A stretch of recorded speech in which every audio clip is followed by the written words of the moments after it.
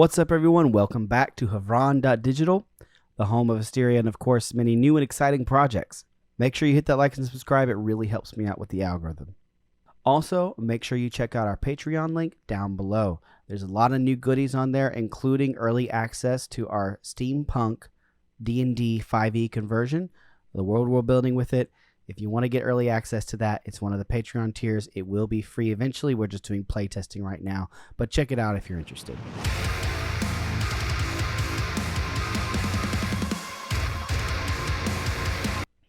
Look, I said in my previous video that I was going to make a in-depth Asteria update, and here it is right now. I would have made it sooner, but I've been sick for the past week, and so I couldn't talk. I was having trouble breathing. But I'm better now. I said in my previous video I was going to do a solo update for Asteria, on the process of filming, what my thoughts were going into it.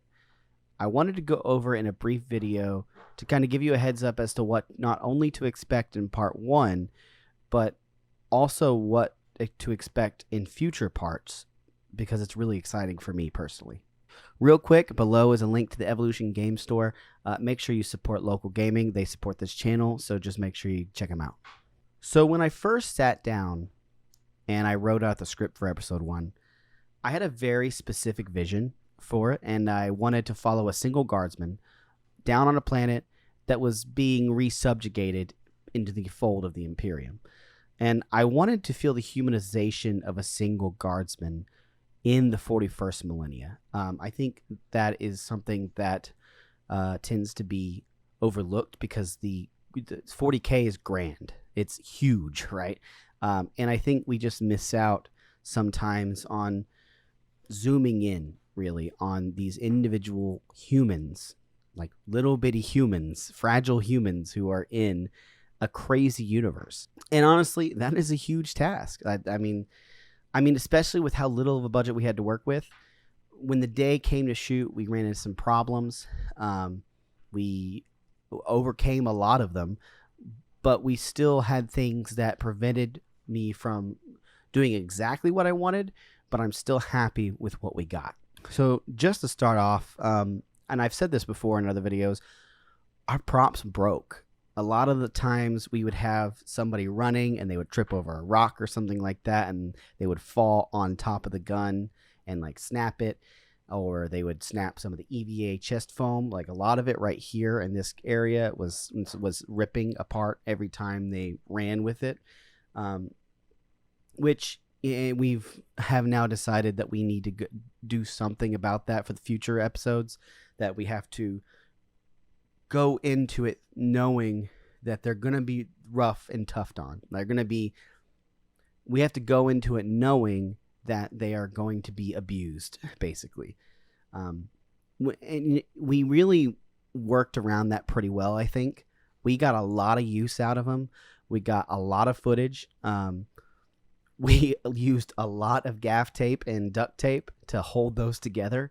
And a lot of times, if you look at the footage that we have, it's usually they're being held together by duct tape at that point. Of course, honorable mentions for the props. Jasmine and Cameron of Bulldog Props, they did an absolutely fantastic job. They made the majority of these costumes. 5 guardsman costumes. That is, and 5 Asterian costumes. That is so much work. This wouldn't be a project without those two. And of course, Joseph, he made the chainsaw sword and our bolt pistol. Cannot thank him enough for that. We've also added another prop maker, Dirk. He's going to be joining us for future parts, so very exciting. But one of the other things that I didn't talk about too much was how we were going to get all of the soldiers onto the battlefield. That was a challenge, okay? We had to come up with a strategy on the day for shooting of what we were going to do to be able to key out all the soldiers. Well, my thought process was, why don't I just buy a big 20 by 20 blue chroma screen, and we can create some kind of contraption to walk with the soldiers. And while it did semi-work out okay, it also became a giant wind sail. And so it was super hard for the guys to hold it down together. We did get what we wanted out of it, but in hindsight, it wasn't quite exactly what we needed. And it was a struggle to hold it because, like I said, it was just a giant wind sail at that point in time. We only had about 2 days that we filmed in the fields of the actual battle scenes. And we did not quite capture enough footage to get from point A to point B for a lot of different reasons, including props breaking. But one of the biggest things is that we filmed as much as we could, but storyline wise, getting from point A to point B ended up being a challenge, especially for getting from point A to point B and still making it look like there were lots of guardsmen on the battlefield. A lot of the footage that we got from day 1 and 2 ended up not even being used in part 1, mainly because of we had an actor who was not able to be there on day 2, and they had a major role. And so it kind of put us in a bind as far as trying to figure out, okay, so what do? We need insert shots. So we got lots of insert shots. But it just, like I said, we weren't able to get from point A to point B story-wise. A lot of the post-production was done by me, excluding the Lehman Russ tank, which was made by a subscriber here, Lord Commissar. Then also the color balancing, which was done by my friend Cade. And then also the audio production is totally not me. That's all Legio Symphonica. Fantastic. Like, that guy behind the scenes of the 40K fan base community, he does so much. Like, I cannot stress to you how much that guy does. You should, I'll put a link to his YouTube channel in the description below. Please check him out because he's everywhere. Other than that, all of the rest of the production was done by, all the post-production was done by me. The editing, the VFX, the processing, all the keying out and getting all the assets ready, that was all done by me. I even textured the Lehman Russ tank, which I wish I had gone back and done a little bit better of a job, because now I know some new tricks that are really cool. But, like I said, it's hindsight. I can't really... moving forward, I plan to use these strategies in order to improve Asteria. On that note, I have learned so much in the past year and a half by teaching myself 3D modeling, texturing, Blender, rigging, character rigging, and stuff like that. A lot of stuff that I didn't know when I first started Asteria, I know now, and I wish I could go back and just do it all over again and start fresh. But, if I do that, we'll be waiting forever. And I want to get part 1 out to y'all as soon as I can. So, that's what I'm working on. I had to take a step back and think, okay, how do we go forward? How do we get our main character on the planet and into the story and still have it make sense? So eventually I decided it would be best to show them entering orbit and landing on the planet. Similar to what we had done in the trailer. And which was really the trailer. I consider it more of a tester to see what I needed to do and what I needed to learn, which, again, it's just these stepping stones of learning and applying that knowledge to future parts of Asteria and other projects that we're working on. So in order to do that, we had to get more days of production.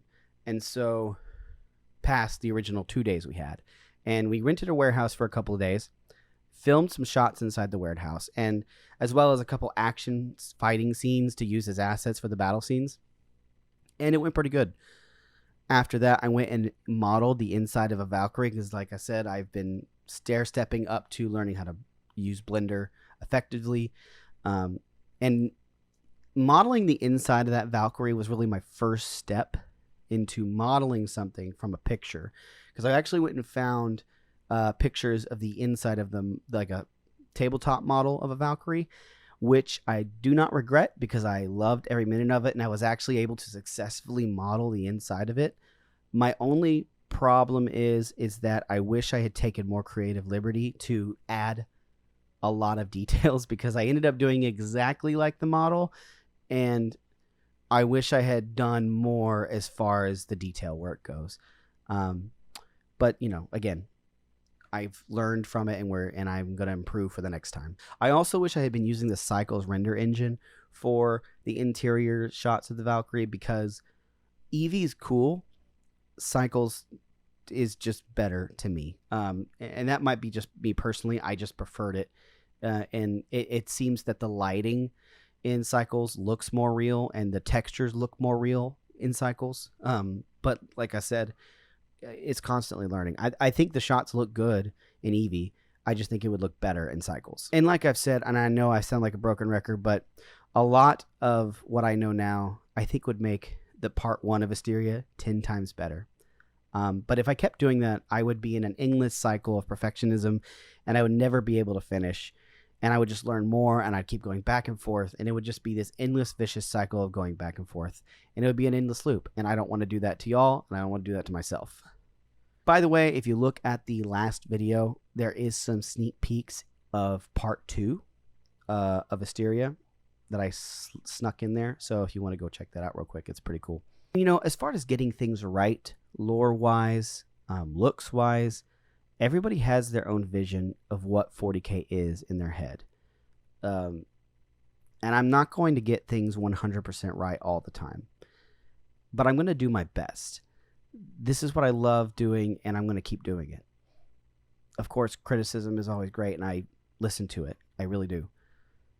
This will be the last Asteria update until part 1 is released.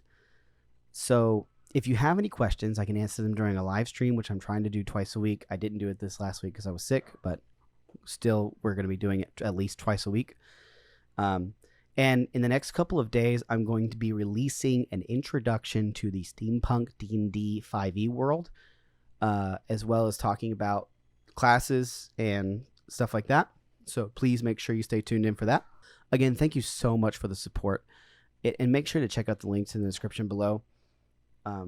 Again, I just cannot stress to you enough how much I appreciate y'all's support and patience with me.